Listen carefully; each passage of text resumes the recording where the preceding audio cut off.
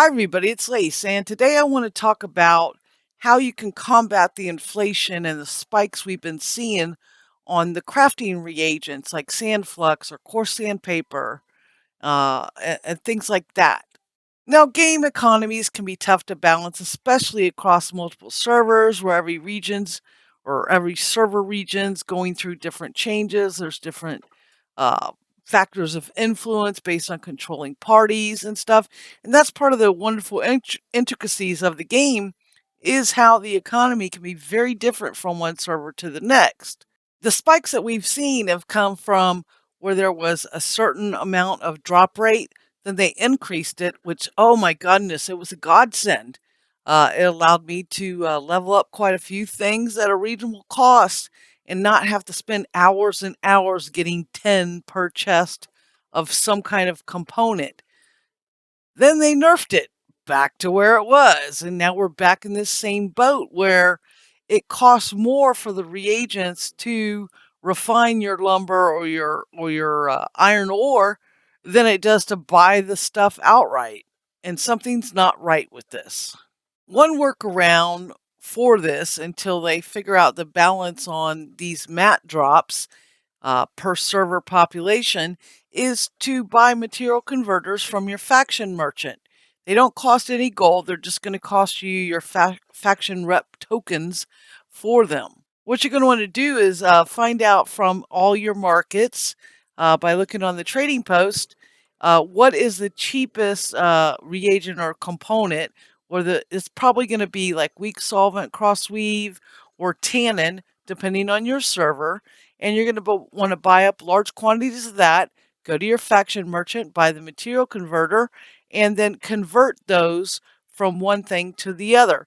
You'll do that on the station for which you want the resultant item. So if I want flux, I'll do it on the smelter.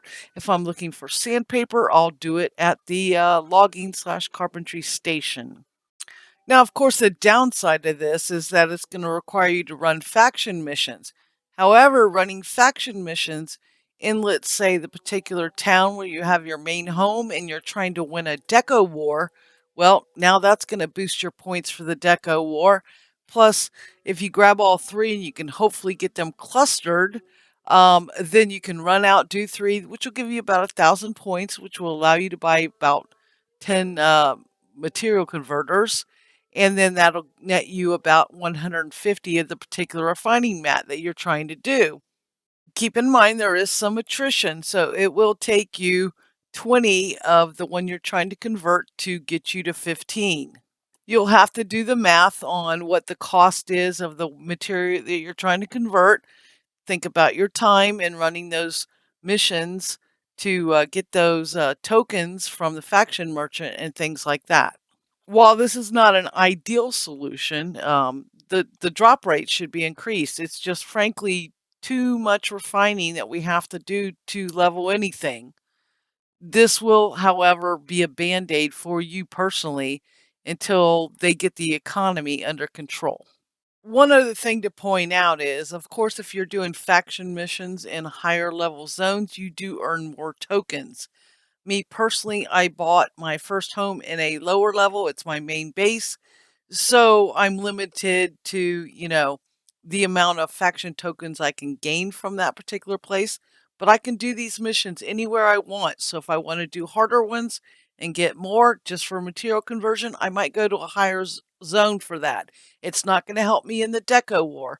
And I keep using that term deco war, and we are going to have a video on that because on my master spreadsheet, as many of you possibly are aware, I've laid out the plans on how to win deco wars.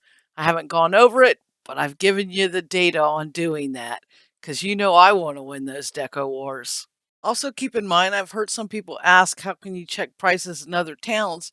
And it was shown in the beginning of the video when you're at the trading post in the upper right hand corner.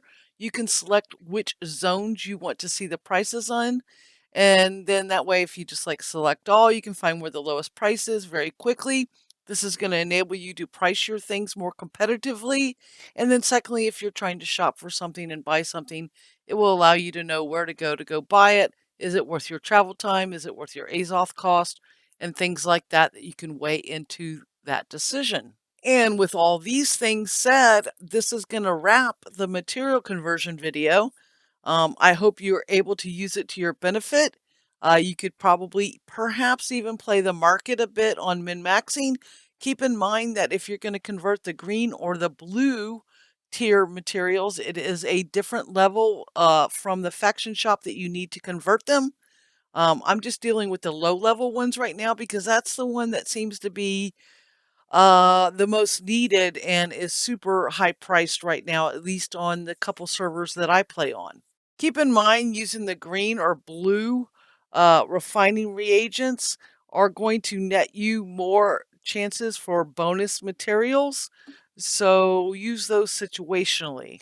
Hopefully, this has helped you plan your strategy to combat inflation and supply chain issues in New World. Take care, everybody. Happy hunting and be safe.